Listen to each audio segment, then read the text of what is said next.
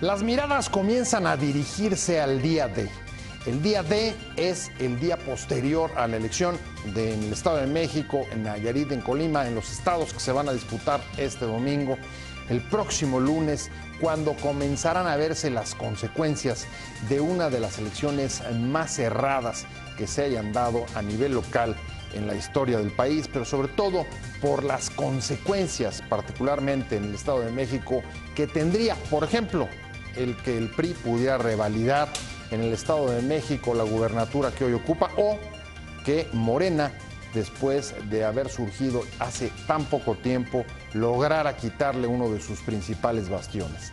Sin duda, el día D significa que a partir del lunes se abrirá un nuevo periodo de transición y de reacomodos políticos en el país hacia las elecciones presidenciales de 2018, pero dependerá justamente del resultado y del mensaje que lancen las urnas, saber cuál va a ser el camino, la orientación, la dinámica que va a seguir el país, que seguramente cambiará después de la elección en el Estado de México. Soy José Buendía, muchas gracias por estar con nosotros en este programa en el que todas las ideas se pueden cuestionar siempre que se debatan. Buenas tardes, arrancamos con opiniones encontradas. Muchas gracias por estar con nosotros. Hoy se cierra el periodo de campañas en las elecciones estatales que se van a celebrar el próximo domingo en Coahuila, en Nayarit, en el Estado de México y, por supuesto, las municipales en el Estado de Veracruz.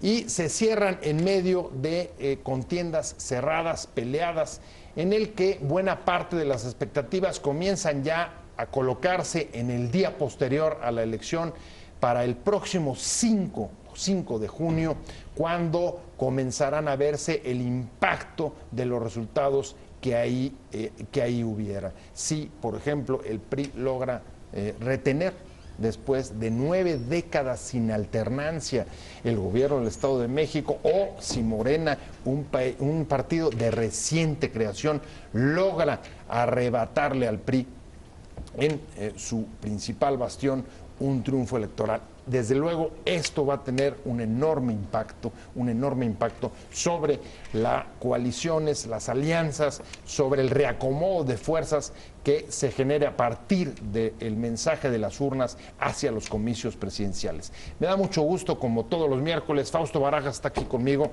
Fausto, un placer, ¿cómo estás?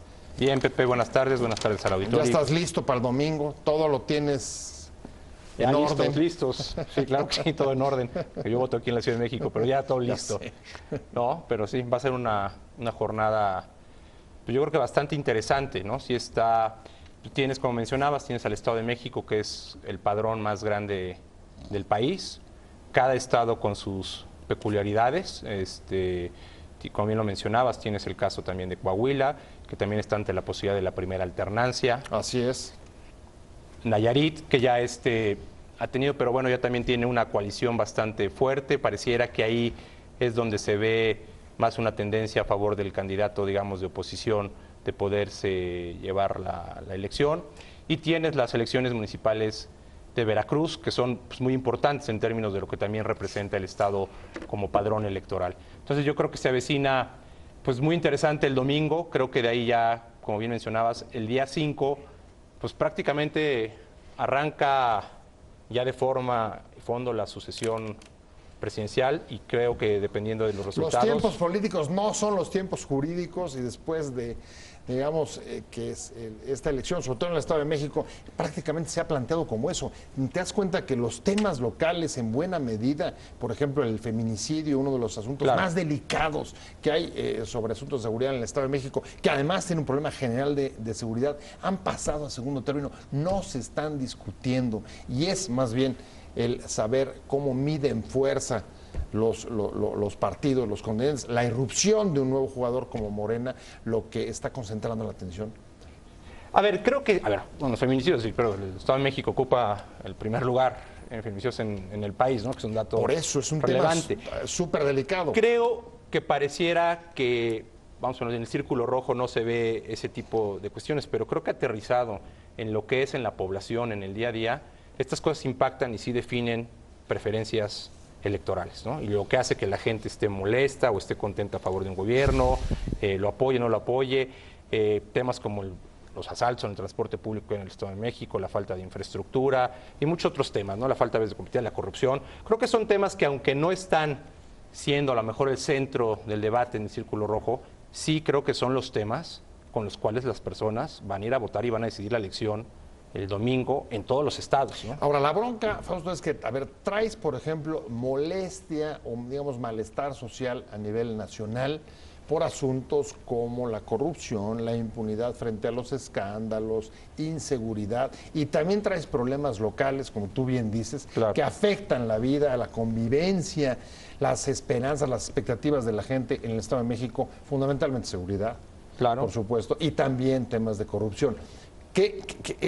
Son difíciles de separar uno y otro. Y en ese contexto te preguntaría, ¿tú crees que esto vaya a ser, digamos, un plebiscito para el gobierno de Peña Nieto, para el gobierno federal? Así podríamos juzgar la elección en el Edomex. A ver, yo creo que en todas las elecciones, y creo que se vio hace un año en las elecciones que hubo también en los otros procesos electorales, en los 12 pasados, sí hay una carga, no sé en qué porcentaje, si lo quieres ver en un 100%. En general, el reacomodo de fuerzas políticas, y estoy pensando, por ejemplo, incluso en los empresarios, ¿no? O en otros factores de poder, los sindicatos, etcétera. A ver, creo que ya tenemos la llamada a Bundis para ir dándole orden a ti. Contigo vivimos con el plebiscito. Paco, ¿cómo estás? Un placer que estés con nosotros en lo que llegas. Al contrario, Pepe, una disculpa, ahí voy en camino. Aquí te esperamos, pero adelantando, estoy aquí con Fausto Barajas y planteamos si esto pudiera verse como un plebiscito, la elección, por ejemplo, en el Estado de México, un plebiscito al gobierno federal, o se reducirá a un asunto, digamos, local, que tenga que ver más con avalar o castigar al gobierno local de Erubiel, también priista, igual que las otras dos elecciones que se disputan el domingo. ¿Cómo ves tú, Paco? Mira, yo creo que no habría elementos para decir que esta es una evaluación al gobernador del Estado de México, porque tiene uno de los más altos niveles de aprobación. Tiene 20 puntos más que el promedio nacional.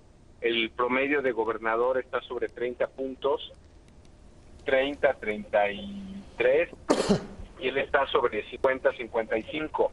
Una de las lecciones de las últimas elecciones de 2015, 2016, es que de pronto la aprobación del gobernador no necesariamente te da o un buen candidato o la preferencia por el mismo, sino pregúntale a Pepe Calzada o a Carlos Lozano. Es decir, en Querétaro o en Aguascalientes, economías o estados que están creciendo a 6 o a 10 puntos, en particular el caso de Pepe Calzada, uno de los mejores gobernadores evaluados recientemente. Hay un voto donde Pancho Domínguez, ex senador, actual gobernador, termina ganando por 5 puntos. Entonces yo digo, voy por partes, ¿no? Lo primero que me dices es, si esto es una especie de referéndum sobre el gobernador, yo te diría no. Vamos a lo segundo, ¿será sobre el presidente? Tal vez no de manera directa, pero sí te diría que no, como la expresión en inglés es un daño colateral, es un casualty de un presidente que pues es inusualmente impopular, tiene niveles de aprobación que no conocíamos, que se parecen a los de un país sudamericano, como lo que tuvo Alan García o Toledo en Perú, de alrededor de 10 puntos, que tuvo Dilma Rousseff en su peor crisis de alrededor de 12 puntos. En ese sentido, sí podría convertirse en una especie de referendo del presidente, porque como decías hace rato, antes de que te cortara la llamada, es su estado, es exgobernador del mismo, y no hay forma de que no haya referencia a él. Pero yo creo que esto tiene que ver más con un momento de baja aprobación del presidente a nivel nacional, con un voto negativo que tiene el PRI a nivel nacional, que se parece mucho al de 2006 con Roberto Madrazo. Estamos hablando de niveles de rechazo de 45%. ¿Por qué partido nunca votaría PRI 45%? y que, siento decirlo así, pero más allá de la calidad del candidato, más allá de los atributos que pueda tener alguien como Alfredo del Mazo, nieto de gobernador, hijo de gobernador, la marca le está pesando como una losa, y esto es lo que sí podríamos decir entonces, en tu lógica, que se podría convertir en un referéndum. En términos llanos de lo que está hablando Paco Fausto es de un voto de castigo, y yo te preguntaría, ¿qué consecuencias ves para el proceso sucesorio que se desataría a partir del día del 5 de junio, de una derrota del PRI en uno de sus, bueno, no en uno, en su principal bastión, que es el Estado de México desde hace 9 décadas? Bueno, primero habría que ver cómo acaban los resultados después del 5 de junio. Creo que habría que tomar el ejemplo de hace un año, cuando las encuestas en su momento daban diferentes resultados, hubo muchas sorpresas, ¿no? En varias de estas se decía que el PRI iba a ganar 9, al menos creo que había mucho triunfalismo de parte del PRI para decir que iba a ganar 9 el año pasado. Bueno, está hasta Chihuahua, que fue también otro escándalo. El tercer lugar se acabó arriba. Creo que ahorita hay 4 jugadores. Yo creo que habría que también ser prudentes, porque sorpresas ya tuvimos, ¿no? Sí. Entonces, pues creo que hay varios escenarios. Yo no descartaría incluso, como a veces dicen que Cepeda o Josefina van tercero o cuarto. A ver, aquí todo puede pasar. Tienes un elemento, por ejemplo, el Estado de México, que no tiene, como otros estados, las elecciones municipales.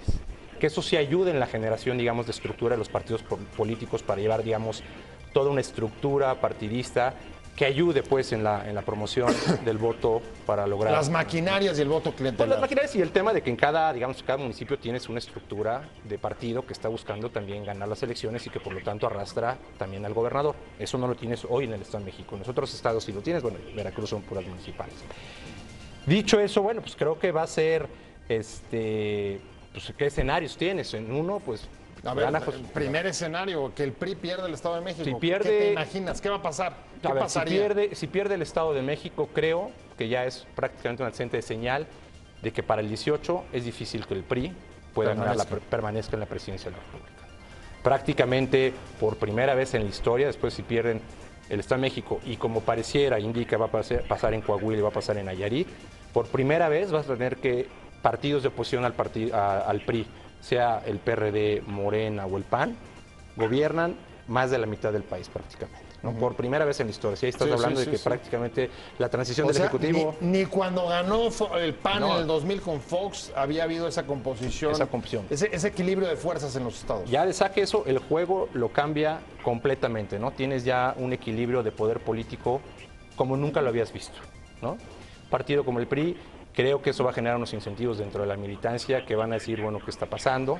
¿No? Va a llamar a la revaloración de muchos de sus militantes de, pues, si están en el partido adecuado. En fin, creo que eso va a ser un parteaguas ya para el PRI, y creo que hacia la elección del 2018 prácticamente la señal que está mandando es que va a ser una elección entre dos. Déjame ir rápido con Paco. Paco, ¿cómo ves tú? ¿Qué consecuencias? ¿Compartes con Fausto las consecuencias que ves de una derrota del PRI el domingo?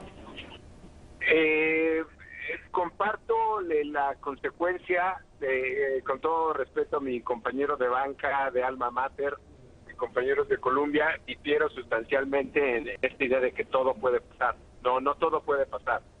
Queda claramente que hay 2 candidatos punteros. O sea, es como si dijéramos que puede ganar Morena en Coahuila. No, ese escenario no existe. ¿Puede ganar Morena en Nayarit? No, ese escenario no existe.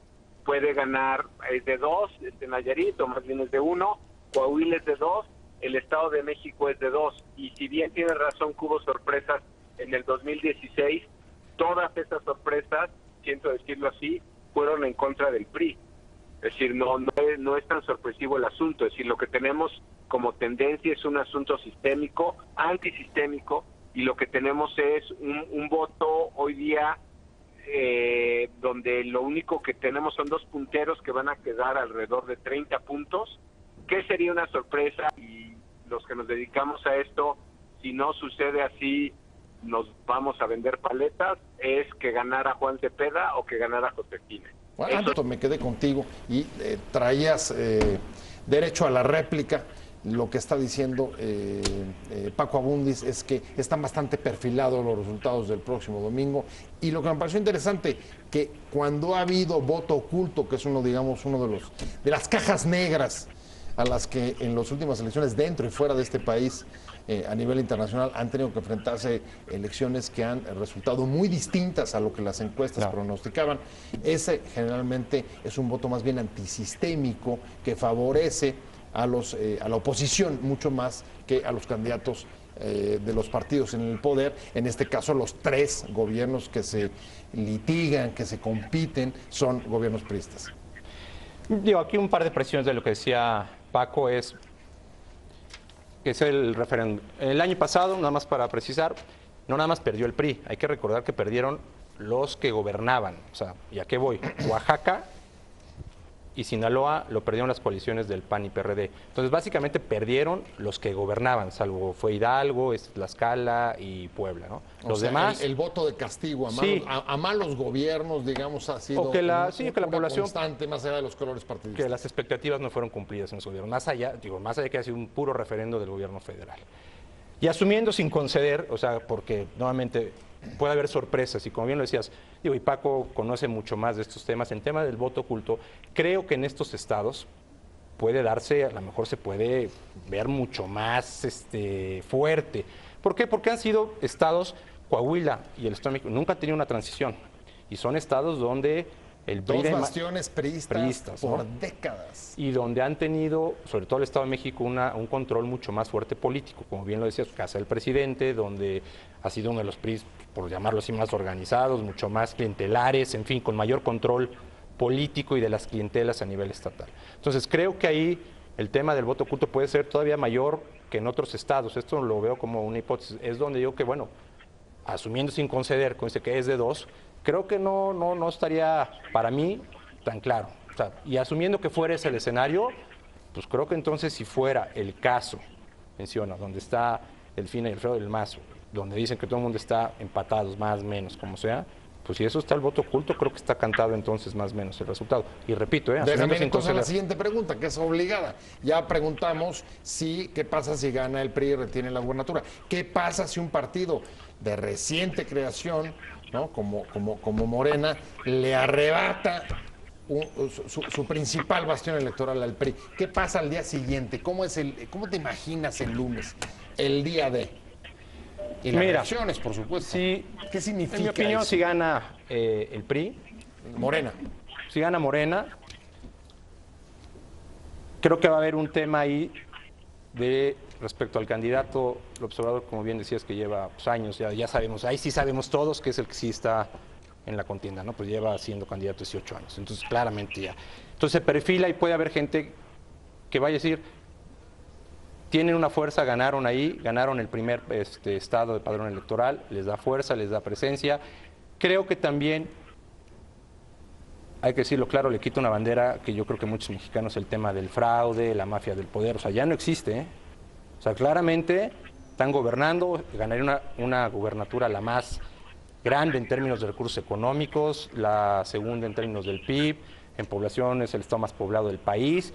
Vaya, con las reglas electorales están ganando, y si no hay ningún tema, pues ya no, a ver. O sea, ya no podría, o sea, lo que dices es ya no podría argumentarse lo de la mafia del poder. Yo creo que ya no, y además... ¿Porque son poder?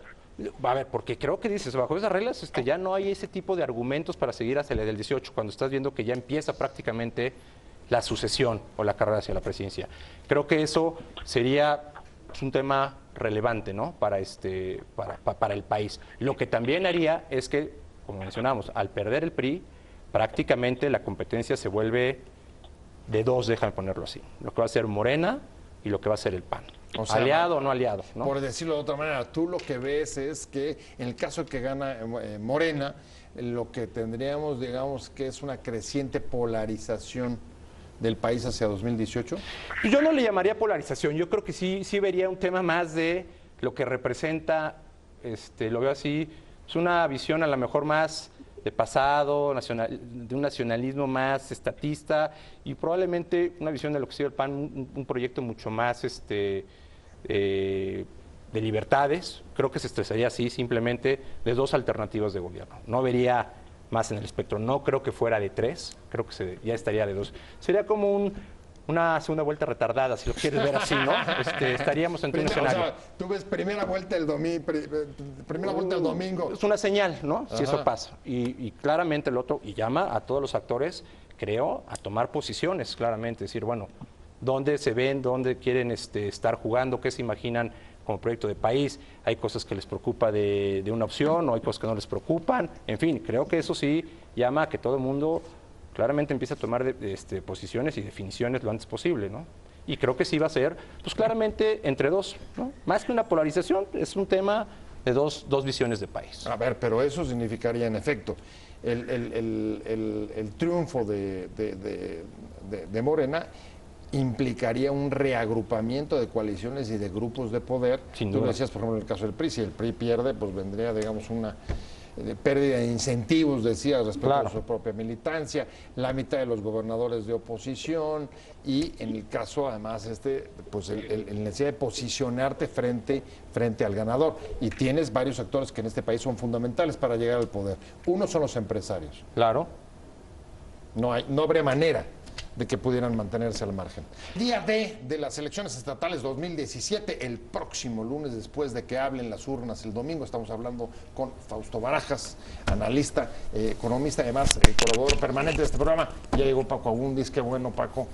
Me quedé con la pregunta justo cuando tuviste que apagar el teléfono para entrar, y es, ¿qué pasa si gana Morena? ¿Cuáles son las consecuencias? Ya le pregunté a Fausto, ahora te lo hago contigo. Mira, yo creo que el tema de Morena te mete en un clima, ya Fausto lo decía, probablemente generaría un efecto muy negativo sobre el PRI, pero yo te diría que ese efecto ya lo tenemos, aún sin un ganador en el Edomex. ¿A qué me refiero con esto?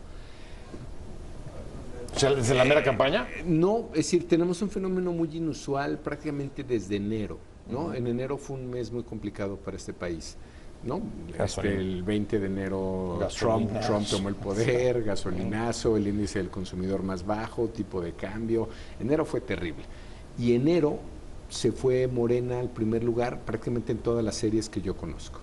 Y de enero a abril, todas las series, el Financiero, el Universal, el Economista, la de Parametría, Reforma, todas tienen a Morena, no López Obrador, Morena como partido, como marca, está en primero. O sea, logra posicionarse. ¿Sí? Y al PRI en tercero. Caída franca. Eso es histórico en este país. O sea, que el partido en el gobierno pasa al tercer lugar. Ha pasado una vez, pero durante la campaña presidencial y con candidatos. Josefina Vázquez Mota, mayo de 2012, se fue a tercer lugar. Andrés Manuel López Obrador se fue a segundo, pero esto ya fue en un periodo electoral. Estamos hablando a más de un año de la elección y tenemos al partido en el gobierno en tercer lugar. Ahora, no por eso poco. Es lo que pasó de enero a ahora. ¿Qué pasaría desde tu punto de vista si el 5, ¿no? El 5, el día de tienes a Morena en la Ciudad de México? Hice esta introducción porque hace un rato me preguntabas dónde estaban un poco las fortalezas de Morena y dónde viene esta elección.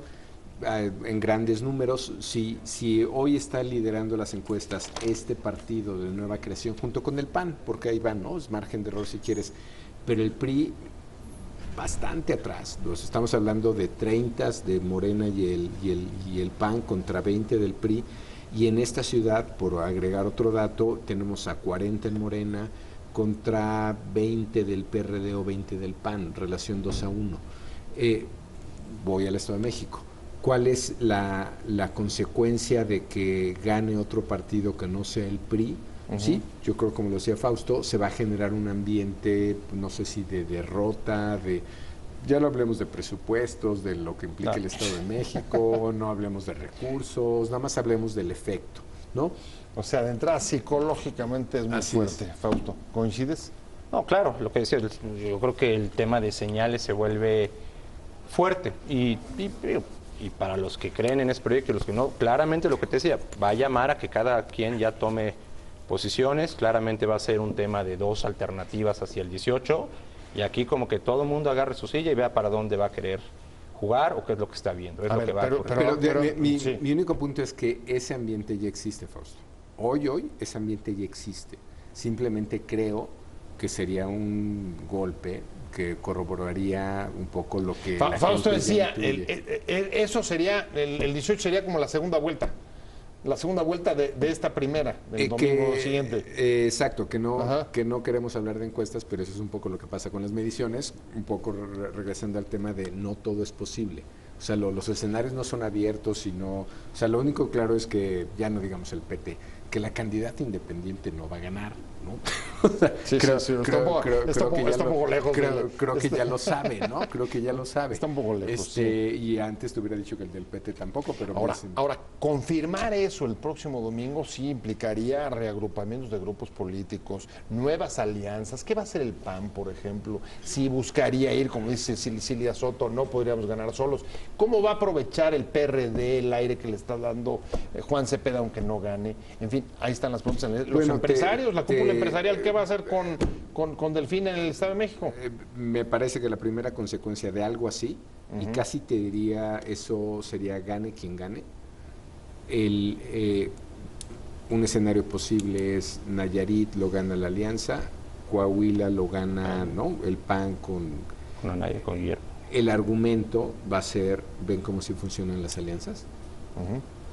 ¿No? O sea, gana el que gane, ¿eh? O sea, el argumento aliancista PAN-PRD ya está hecho, ya está pintado para el 5 de junio, te lo adelanto. Pues para entonces, digamos, ganó Anaya esa parte. Mira, yo creo que está a debate, y no es que sí o que no, creo que estas cosas tienes que analizarlas, porque en términos a veces de gobierno, lo que veíamos, las alianzas que hubo, y no porque sea uno u otro, es siendo el análisis completo, donde se gobernaba con alianzas, se perdió el caso de Oaxaca. O sea, lo que voy es, clarísimo. Tiene sus pros, de hecho, creo que hay que entrarle. Como lo pusiste, me pareció perfecto. A eso iba con que hay un ambiente antisistémico. El problema es que en 2016, de las 12 gobernaturas, 9 eran del PRI. Y como fue relación 1-3, o sea, perdías 2 y ganabas 1, como bien dijiste, de las 3 que había de alianza, perdieron 2, Oaxaca y Sinaloa, y ganaron una que se reeligieron, que fue Puebla. Que era pero en el resto, grande. y como el PRI gobernaba 9, pues le tocaba perder 6. Ese es el factor nuevo en toda esta ecuación. ¿El voto antisistémico coincide? El voto de castigo sin duda. El voto de castigo. Entonces, si eso lo pasamos a esta elección, van a perder 2 de las 3 partidos que están en gobierno, si no es que 3 de 3. ¿Cómo están las cosas? 3 de 3. Con la misma lógica de Fausto. En la misma lógica de Fausto. Por lo menos en 2, y lamentablemente igual que en 2016, el que pierde es el PRI, porque es el que está gobernando.